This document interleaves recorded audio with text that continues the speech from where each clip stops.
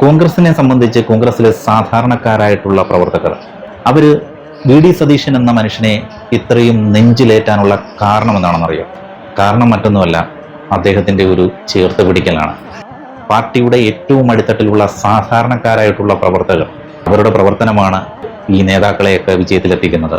പല നേതാക്കന്മാരും അത്തരം പാർട്ടി പ്രവർത്തകരെ ഒന്ന് ചേർത്ത് പിടിക്കുന്നത് കണ്ടിട്ടില്ല. അതാണ് വി.ഡി. സതീശനെ വ്യത്യസ്തനാക്കുന്നത്. ഈ ഒരു കാഴ്ച തന്നെ നിങ്ങളൊന്ന് കണ്ടു നോക്കൂ. 2023 ഒരു കോൺഗ്രസ് പ്രവർത്തകൻ അദ്ദേഹം സ്വന്തമായിട്ടൊരു ഓട്ടോ വാങ്ങി. ഏതൊരു പ്രവർത്തകനെ സംബന്ധിച്ചും അവരൊരു പുതിയ സംരംഭം തുടങ്ങുമ്പോൾ ആഗ്രഹിക്കുന്ന തങ്ങളുടെ നേതാവ് വന്ന് അതൊന്ന് ഉദ്ഘാടനം ചെയ്യണമെന്നാണ്. അതുപോലെ തന്നെയാണ് ആ ഒരു പാർട്ടി പ്രവർത്തകനും ആഗ്രഹിച്ചത്. അദ്ദേഹത്തിന്റെ ഓട്ടോയിൽ ആദ്യമായിട്ട് പ്രതിപക്ഷ നേതാവ് വി.ഡി. സതീശൻ സാർ ഒന്ന് കയറണമെന്നായിരുന്നു അദ്ദേഹത്തിന്റെ ആഗ്രഹം. ആ ആഗ്രഹം പറഞ്ഞ ഉടനെ തന്നെ ആ മനുഷ്യൻ ചെയ്തത് കണ്ടോ?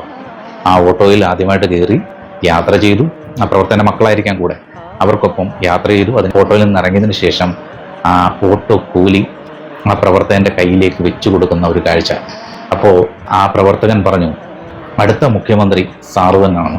ഇതുപോലെ തന്നെ ഓരോരുത്തരുടെയും മനസ്സുരുകിയുള്ള പ്രാർത്ഥനയാണ് ആ നേതാവിനെ കേരള മുഖ്യമന്ത്രിയാക്കി മാറ്റിയത്. അദ്ദേഹവും പറഞ്ഞത് ദൈവനിയോഗമാണ്.